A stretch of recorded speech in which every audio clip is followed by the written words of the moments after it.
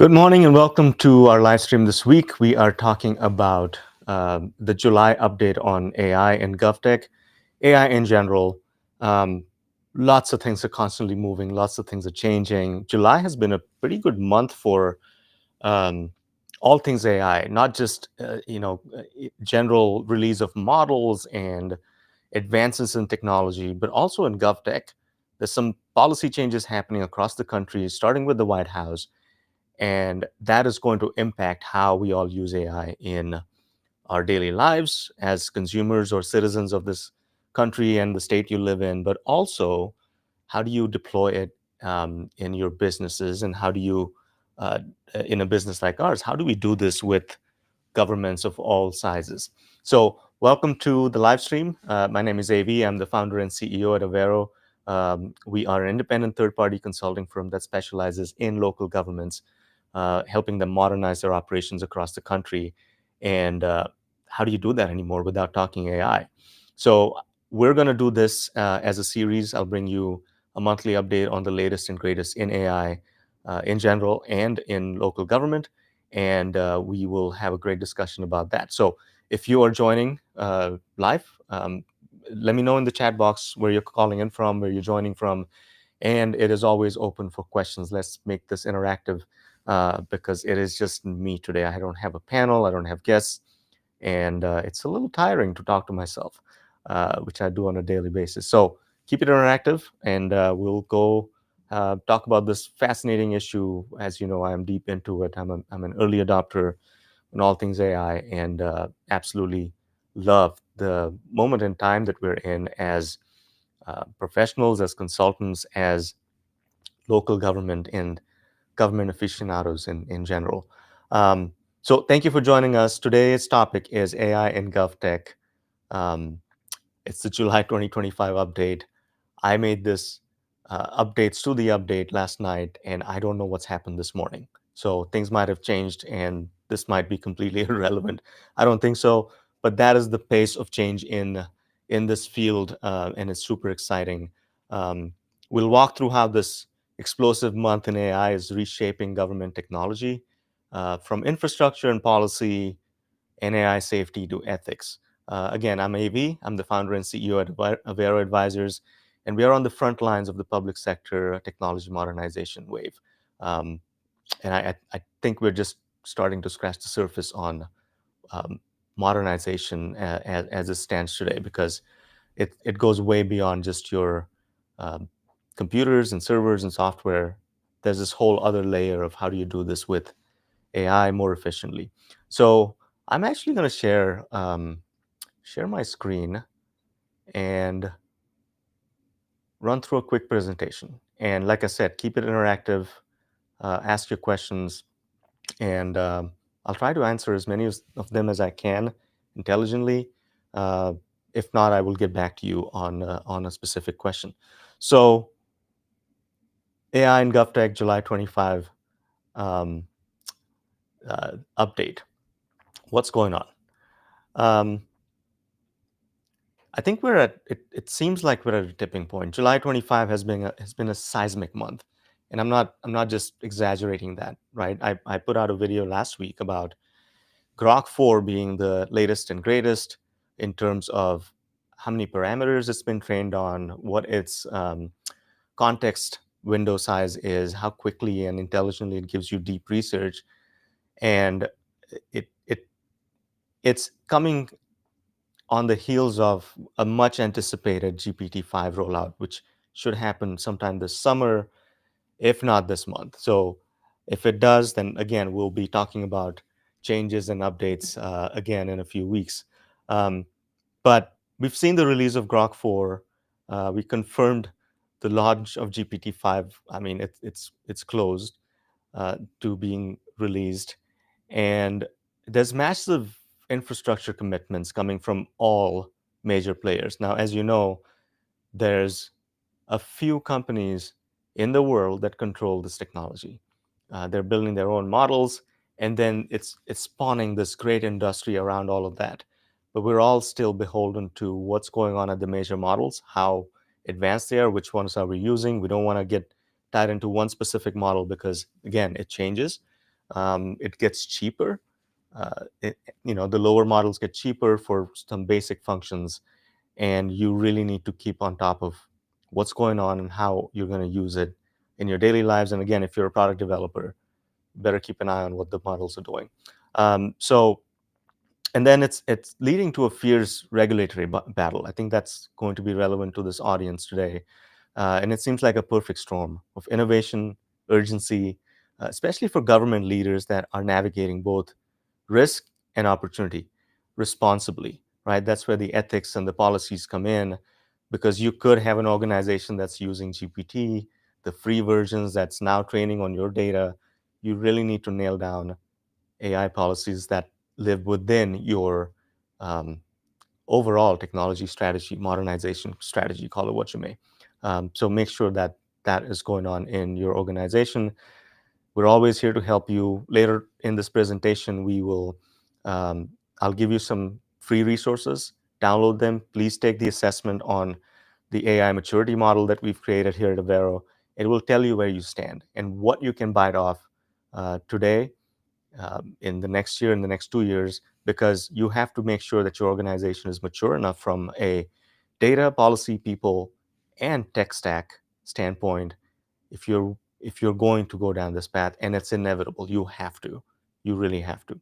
So what's going on? Why is this month the tipping point, according to me and a few other experts in this field? Number one, the model wars are intensifying.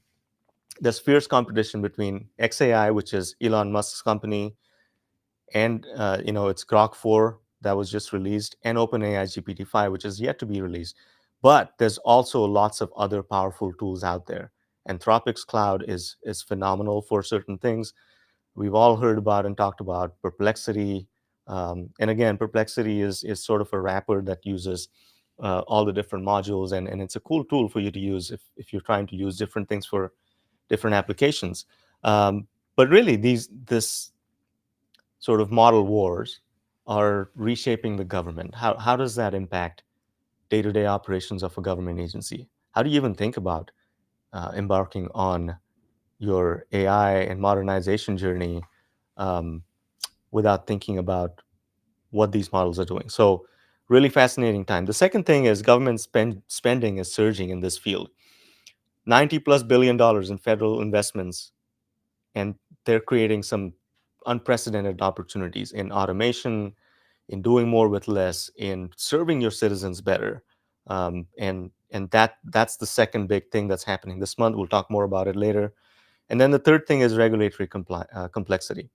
1,000 plus state bills have been introduced, and it continues to be a struggle because, again, things change, models change, how you deploy them changes, how they're trained changes, and policymakers are struggling to keep pace with advances in this field. So, with all of this said, what does that mean for you, the audience? Now, let's go back to the model release timeline a little bit.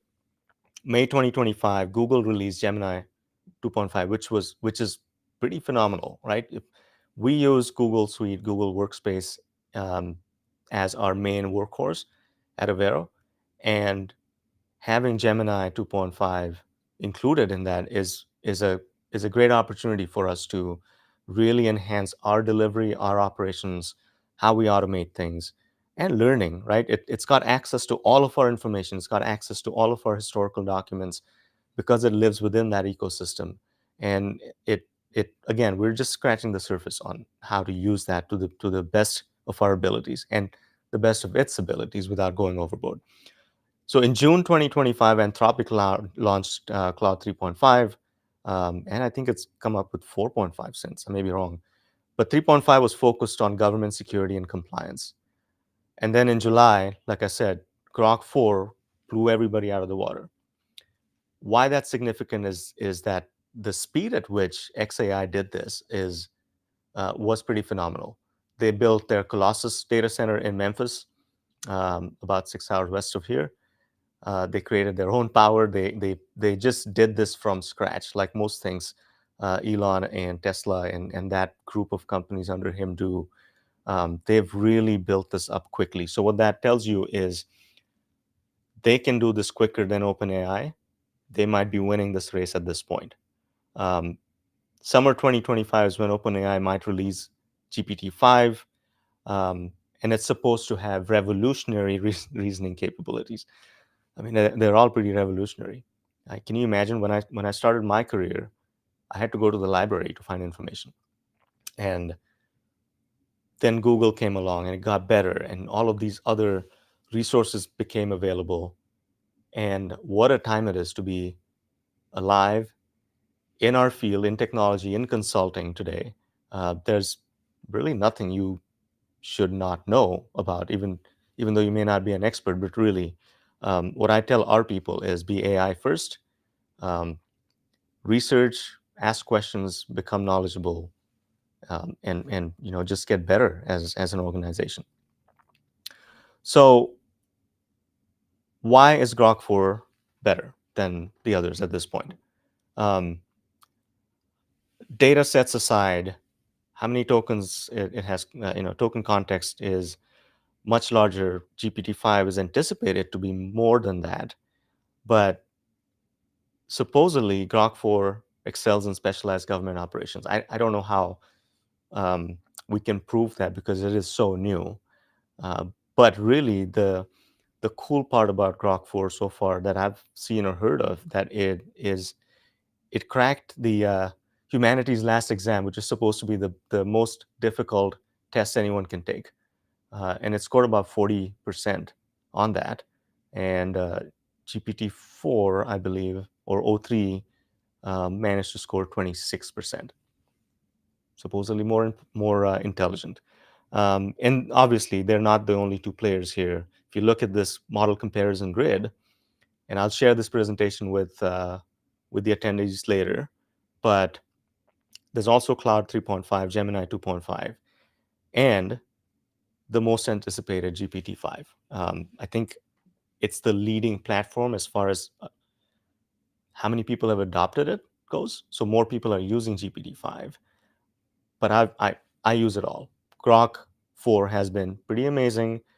It's on par with, if not better than anything out there as far as getting my work done. Deep research, coming up with concepts, helping me debate ideas with myself. And what I like to do is I subscribe to almost all of these models, and I like to have them debate each other. I I take an output from here, I put it into GPT and say, okay, this is what Grok came up with. What do you think about this? Debate this idea with yours, and then tell me which one comes out best. And to their credit, they actually do that. They'll dump some of their ideas, take on some others, and at the end of the day, as a user, I'm getting a better product. I'm getting a better use case out of these models. So what's going on at the federal policy level? The White House is supposed to be releasing um, a policy on AI, and what it essentially means is that I'm going to pull up my notes. Excuse me. Um, President Trump's admin is poised to unveil what's being called the most substantive federal stance on AI to date. Nothing like this exists, but they're working really hard. So we all know David Sachs is leading the charge on AI as I don't know what his position is, but he's in charge of that and crypto. Um, and this plan follows an executive order signed in January, directing top White House advisors to create a roadmap focused on removing barriers to AI innovation, scaling up digital infrastructure, and consolidating federal leadership in AI. Now, we just talked about the war between the different models and companies. There's an AI war going on between countries. We don't want China to beat us at this, right? So if you've been following the whole chip saga and what we're allowing NVIDIA to export to China, um, there's a few schools of thought in that realm in terms of who gets to win this uh, major war on AI and artificial technologies. So, what is the plan? The plan is expected to accelerate federal investment in AI infrastructure. Think billions towards data centers and energy grids. It's supposed to be streamlining permitting and environmental policies to make building AI infrastructure faster and easier. And a big part of that is power, right?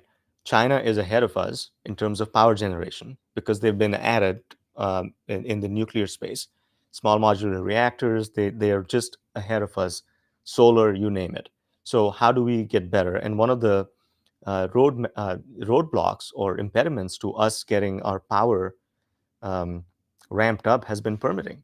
Um, Federal permitting to put up new power plants, be it traditional or um, solar or nuclear, has been really slow, and permitting is one of those things that holds us back. And then they're going to roll back or rescind previous AI executive orders, especially those focused on caution and controls. Most notably, President Biden's earlier AI safety framework has been revoked. And remember, it was the Biden admin that said we're not going to let NVIDIA sell AI chips to or their chipsets to China as a way to protect our AI industry. But what that does is China can now make their own. They're incentivized to really be more innovative and come up with their own chips. So this will allow NVIDIA and other companies to sell, I think, the previous versions or previous generations of chips to China and other places overseas so they can use them and hopefully not compete that hard with us or stay behind. And then the last thing is inviting private sector partnerships, aiming to supercharge US competitiveness against global rivals. Again, um, the goal should be to unleash the power of American private industry in this critical race for the future. So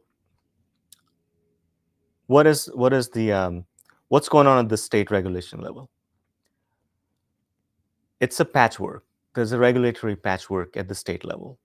Um, the proposed 10-year federal moratorium on state AI laws was decisively rejected by the Senate, 99 to 1, and preserving state authority over AI governance. With over 1,000 state AI bills introduced this year, targeting algorithmic bias, deepfakes, and automated decision making, government agencies must navigate increasingly complex compliance landscapes. States like Texas, Colorado, and Utah have enacted comprehensive AI statutes while maintaining local regulatory flexibility. Why this is important is you don't want to go to 50 different states with different AI regulations. You can't uh, effectively, efficiently produce AI-enabled products that will be deployed across the U.S. while different states have different laws about how they deal with, again, things like privacy, deepfakes, automated decision making. A big part of AI is automation. So how can we have different standards? So that's what the White House policy is supposed to be addressing. So what's next? Lots of investments, private sector commitments, Google, AWS, Blackstone, all the leading major American corporations are going pretty deep, if not all in on AI. And like we said, well, let's talk about the AI contracts that the DoD has given out. Now we've heard of Microsoft getting a giant DoD contract. I think that was rescinded or changed in some way, but all of these major players, XAI, OpenAI, Anthropic, and Google, have massive contracts with DoD at the federal level to enhance threat detection, strategic analysis capabilities, scientific research, which essentially means accelerated R&D in critical defense technologies. Now, again, this ties back to the global perspective, geopolitics. You want to have in America, we need to have the defense technologies that are AI enabled that can use the better capabilities that we produce as opposed to our rivals. So lots of money being put in, lots of public-private partnerships happening. And then military healthcare, improved medicine and veteran care systems. We all know a lot of the major federal systems are broken. That includes the Veterans Administration, Health and Human Services. So lots of cool things happening at the Fed level. So let's talk about Grok for government. It's supposedly a specialized model that has secure deployment. They're on the GSA procurement schedule, so it allows agencies and departments to buy from XAI through that vehicle. And it's supposed to be having custom training and specialized capabilities. Again, this is brand new, untested, um, but it could have some key use cases if all of this is true. Again, defense intelligence, analysis, scientific research, accelerating scientific research, and then healthcare systems optimization for that space. What's ChatGPT doing though? Like I said, it came out of the gate before anyone else did. Early adopters like me jumped in, and likewise, it's being used in multiple government agencies. I think there's more adoption of ChatGPT and OpenAI than any other platform. I'm sure there's others, but 3,500 plus agencies across the country, federal, state, and local, are using either ChatGPT or ChatGPT powered solutions. It could be as simple as chatbots. I know chatbots are not simple, but in the grand scheme of things, it's a simple application. 90,000 plus users, government employees using AI for daily operations. And again, I don't know what that breakdown is. Are they using specialized products? Are they just using GPT?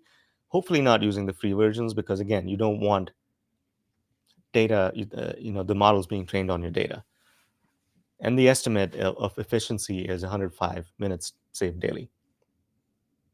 According to Pennsylvania's pilot program, it's showing significant productivity gains. I mean, it's easy to see how that is possible and true, because gosh, we save a bunch of time using AI internally. So I can only imagine a large local, state, federal agency using AI to improve productivity. And it's important because all of us are in this weird labor market, right? Where governments especially can't attract the kind of talent that they really want. So how do you do more with less? How do you use automation and your systems to do this right? So I'm going to take a pause here, see if there's any questions. None. It's probably a fascinating presentation I'm giving here.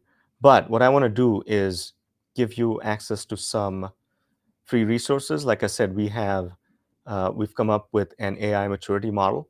Again, the point of this tool is to understand where you stand. Understand where you stand. Where's your organization in terms of readiness to take on AI? Do you have the right tool sets, the right policies, the right people, the right tech stack, the right cybersecurity? All of this is critically important. You can't just go buy the next cool AI tool. You need to think through how that impacts your overall organization, your strategy, and security. Because again, yes, it's government data. Yes, it's all publicly available, but you don't want AI models training on your data, especially if you handle PII and other sensitive information. So QR code down here, scan that, download the AI maturity assessment. It'll take a few minutes. It's 12 pages of, it's basically a workbook that has an assessment. Download that, run it through your organization, and let us know if we've missed something or if you found that useful. At the end of that assessment, you will know where you stand in terms of AI maturity. Are you ready to take on automation and AI, and in what capacity? There's 5 different levels that you can be at. The last one is master. I don't know, I forget what it's called, but if you want to be at the top level, you have to have a lot of pieces in place, not just go and buy the next cool shiny thing you see at a conference. So take advantage of that, please. And again, we are here for feedback and questions. And if you need help with an actual AI strategy, we would love to help you. So moving on, what are smart cities and local use cases? What are the local use cases for this? Now, smart cities is not a new term. It's been around for a long time. It used to mean different things. Essentially, if you have, intelligent traffic signals, if your water and power meters are being read by automation and software instead of some people driving around looking at your meters, you're a smart city. And then there's different layers of that. You could have Internet of Things. your assets talking to each other, telling you what's going on at all times. All of that's now been enhanced by AI. If done right, you can be a real smart city today. Um, and I think the tech stack and the investments are probably lower, but upfront you have to determine what kind of smart city you need to be and what are the local use cases. So some examples: the city of Raleigh, North Carolina, they're doing AI traffic management. Again, this is a natural extension of automated traffic management systems, ATMS.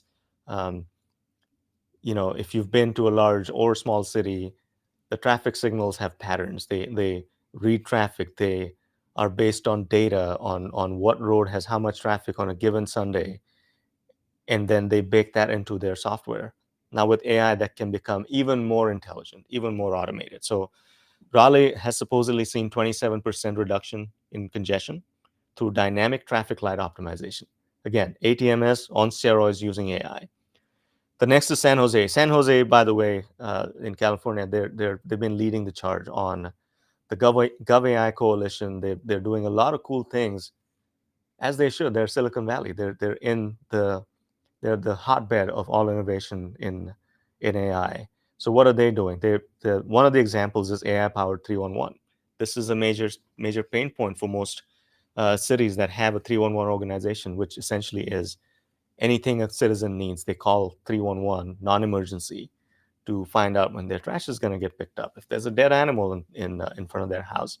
Um, so with AI, San Jose is seeing 40% faster response times and 35% cost reduction in citizen services.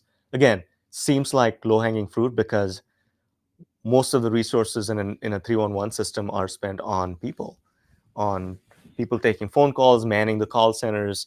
And if there's a first layer of automation and AI enabled uh, response system, then it makes life much easier for people that run 311 centers. And then Denver is using it for grant application assistance. And they've seen 65% increase in successful applications for community funding. This is, again, a huge pain point. Writing the grant proposals, tracking grants, tracking drawdowns, and most ERP systems don't do that well with grant management, right? So there's third-party systems available. But that's what Denver's doing. They're using AI for grant applications. So what are the downsides and controversies, right? Grok famously is owned by XAI, owned by Elon, who is a big First Amendment proponent, to the point where Grok will pretty much have any conversation with you. So how do you layer that with Grok Gov? Hopefully they have put in some kind of guardrails in terms of what it's allowed to do or say. But there's ongoing concerns about political bias, content moderation, and especially in government context.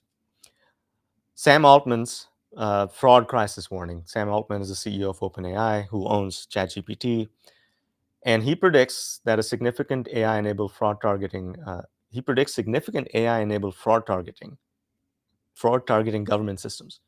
Again, another misuse of AI, but it's happening. We've all been through scam texts and calls, and now it's just AI enabled. Voices that sound like someone you know, deep fakes, avatars, FaceTime calling you and saying, "Hey, I need some money moved into my account. I'm in trouble." We need to be really vigilant about all of that. And then missing safety reports. XAI has not published any comprehensive safety documentation, despite having federal contracts. But that's something that we need to keep an eye on. Overall, agencies that are using AI, any model, it's upon them to implement robust guardrails, and it goes back to strategy, goes back to policy, goes back to who's in charge of letting these models and systems into your infrastructure and environment, to keep things safe, eventually keeping your citizens safe. So what are the implications? Economic implications. Again, these are estimates. This is research I've done. But government is going to be a top AI spender. I mean, government has traditionally been behind in terms of technology for good reason. sometimes because they've had the opportunity to leapfrog bad technology, bad implementations, and this might be different, right? This is a time when governments can really lean in using the right methodologies into new tech and become a top AI spender because the use case is there.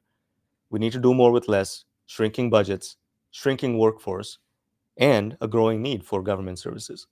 Um, by all estimates, public sector is poised to overtake financial services in AI investment by late 2025. That is now, right? We're squarely in the second half of the year. So paying attention to what's going on here is really important. And 5x growth is projected in government AI spending, quintuple from current 391 billion. Again, I need to double check these numbers. That's a lot. Uh, 5x projected growth. Again, I can see it happening because the need is there. And then multimodal AI dominance. That just means that 80% of new government implementations will focus on multimodal capabilities, not just one major application. They should be using different models for different things and coming up with applications that, again, eventually make life easier for their staff and the customer base. So what's the Q4 outlook? GPT-5 is the most anticipated model to be released, if not this month, sometime this summer. And again, we just saw the stats on why it may be better. It's been trained on more parameters, more things. It's just supposed to be more intelligent. GovGPT coalitions, interstate partnerships forming to share AI resources and best practices. You've seen that with the GovAI coalition. I think we're going to see more of the same, of government agencies and leaders coming together to talk about how best to implement AI while keeping their organizations safe. Procurement expansions, GSA schedules are being updated to include AI resources and best practices. AI acquisition for all government levels. And we've seen that firsthand. We were just awarded a contract with the North Central Texas Council of Governments for AI services, 5-year contract that we can now go provide our AI services to, I think, most agencies in Texas, if not nationwide.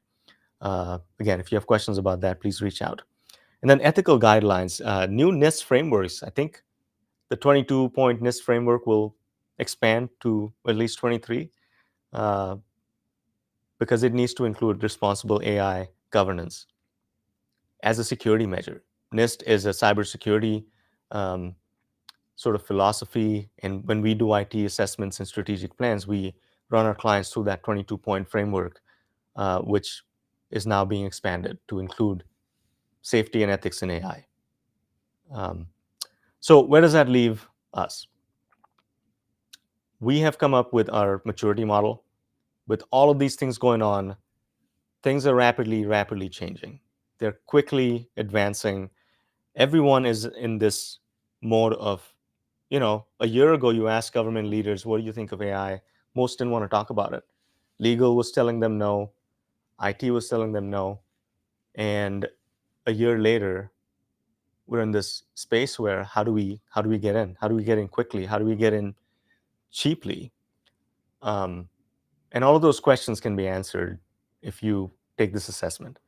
Download the QR code on the screen, and I'm going to pop it up one more time because it'll show you where you stand, what your maturity level is, what can you take on, and what is it going to take for you to really maximize your investments in AI. I think that's the critical element here. Really thinking through strategy, really thinking through how it applies to your organization. How are you going to make best use of it without stumbling? Because there's a lot of stumbling blocks. You need to make sure your data is clean, secure, that it's useful, because AI will use your bad data and give you bad information. So how do you put those guardrails in? How do you have a real strategy that works around your other technologies, especially your ERP systems?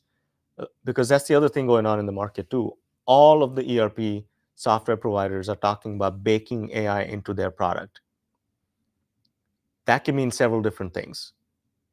But for sure, you need to be aware of what they're baking into their product, because you don't want shadow AI running through your organization, and you don't want their products and their models training on your data without you getting some kind of benefit for it. So really fascinating time, really important time. We all need to pay attention. We all need to be AI forward, AI first, and really dive into it. I get a lot of questions on what certification should we go get to become AI literate. I think by the time you choose a certification, sign up for it, sit through the classes, it'll be too late. The material changes quickly. Get on YouTube, get on our channels, subscribe to my channel, and we talk about this constantly. And there's several other great resources out there that you can just self-study, learn on your own, and then you can decide where you want to really dive deep into and maybe get certifications. But the basics of AI, they're out there. Use AI to learn AI, and that'll be a good start. So with that, I am going to wrap this up. But first, let me check and see if there's any questions. There's several comments. Let me pick some.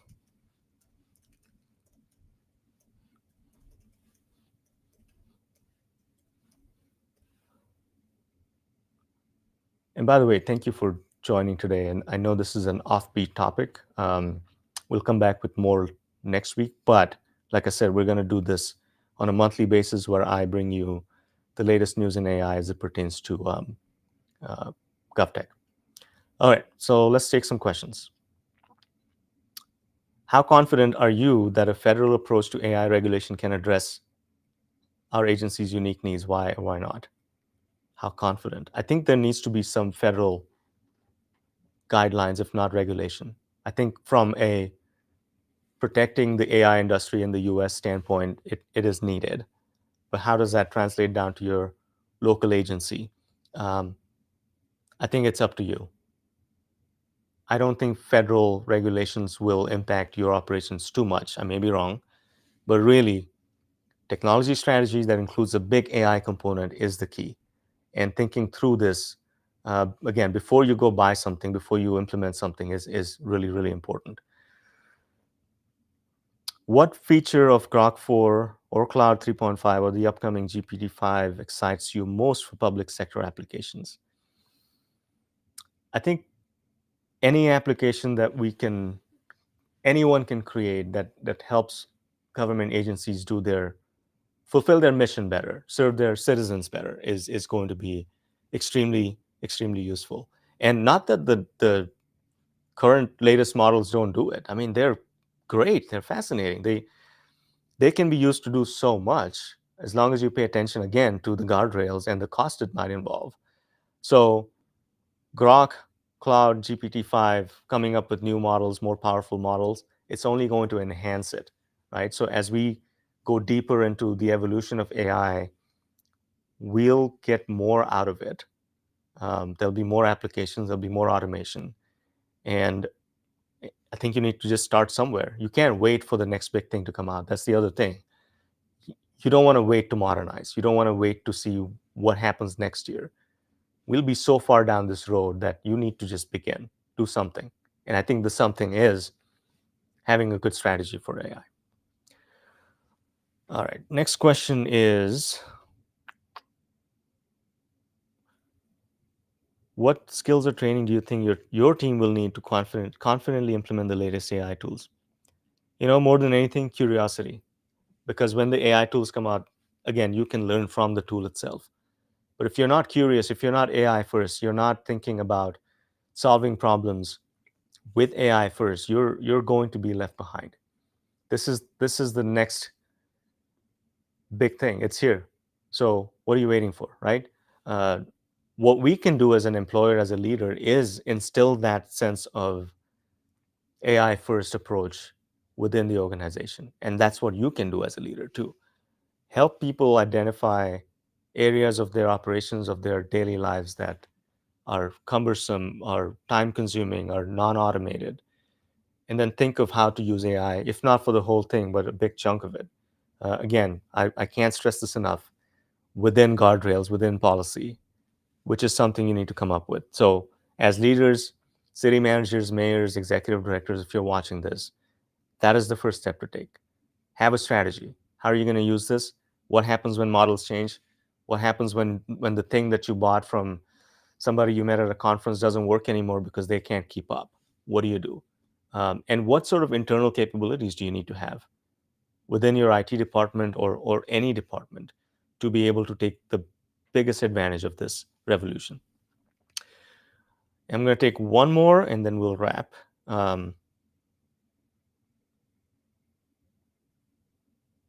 With the huge investments in AI infrastructure and federal contracts, what procurement challenges do you anticipate for an agency? I think keeping up. Traditionally, purchasing agencies and departments have, they're sort of expected to know everything. IT wants something, procurement's supposed to know exactly what and how to put that in an RFP. It's just, it becomes even more acute now with how quickly things change and the breadth and depth of all the stuff in AI available. So keeping up is going to be important. Educating yourself will be important. Leaning on partners like us will be really important. So with that, I'm going to wrap it up by saying thank you for joining today.